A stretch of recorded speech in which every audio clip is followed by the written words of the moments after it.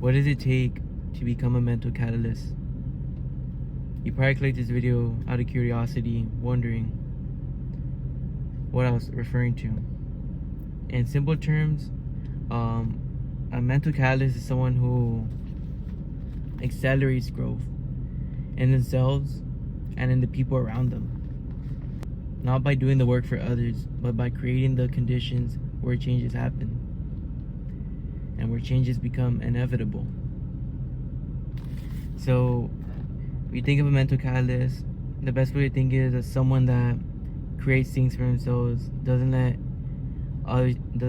anything else affect them. Someone that can adapt and create situations out of nothing. That's the best way to describe it. And I want you guys to kind of incorporate the characteristics and traits I'm gonna mention. Maybe some of them you already have, but a majority of them are usually developed through skill and just being aware of what the skill is in the first place, just so you could have conscious of it and learn how to learn from it. So there's a lot of things it goes into it, but really the main benefit of being a mental catalyst is clarity.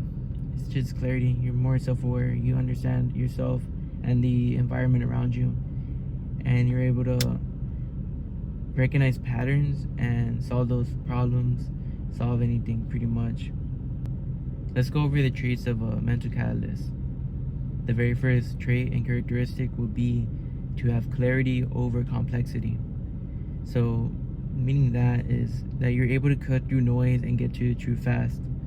Having a clear state of mind, being able to operate in a stoic form, really. Just, it moves through you and you just understand that you don't have to overthink it. Overthinking isn't really a concern to you, it doesn't really affect you as much anymore. And the next one will be to be consistent without other people watching, when no one's watching.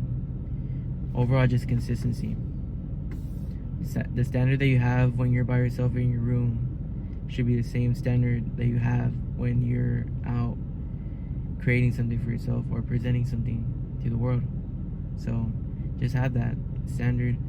Make sure you're doing the right things when no one's watching, because you will be rewarded gratefully for that. And you might go through the day wondering, is this worth doing? Is it worth going the extra effort to make sure I do things right? Trust me, it is. The next thing would be pattern recognition. Pattern recognition is very important in this world, through any area of field, study, anything.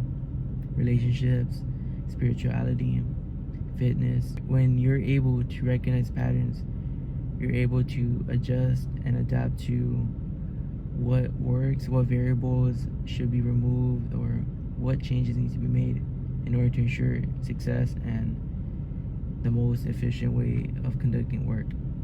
So you can really connect it to books, movies, other people, their problems, what they tell you, because what comes out, the output, and just really the output, you can really determine and recognize other things through it and read between the lines. So that's something that y'all need to be aware of. Just one thing, if I were to tell you right now, focus on pattern recognition. Even in yourself, if you realize that when I do a certain action, it leads to this result almost every time, figure out a way to either change it. For me, it was always when I have my morning routine, I'll get through done everything, journaling, gym, eating, everything's getting done, right?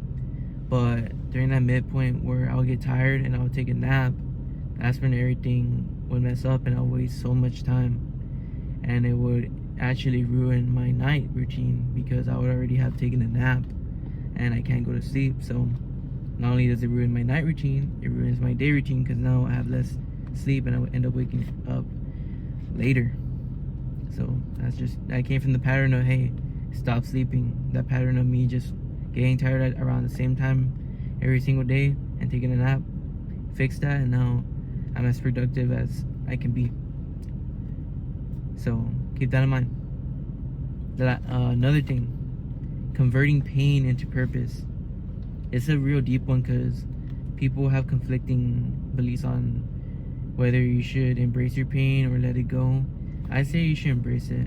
And the reason I say that is because you could turn that pain, that fuel, into something greater for your purpose, into motivation, into a lesson, really. Because mainly pain comes from failing at something, whether it's a relationship, maybe a job interview, school. Pain stems from you failing at something. And if you're able to realize and understand that that failure is just a lesson and it's part of growing and becoming more successful, and it's part of having a growth mindset, you're more able to convert that and use it as fuel, and it actually becomes good for you. And lastly, one of the most important things is to be a long-term thinker. Don't be a short-term thinker, because most people in this world, they think short-term and they get short-term results and short-term dopamine hits. And I mean, we all know, like, dopamine most of the time is bad for you. It's doing scrolling TikTok, eating junk food, other stuff. You already know it's not good for you. So think long term, you're gonna get better results. Something that takes longer to build is worth the wait. Your goals are long term.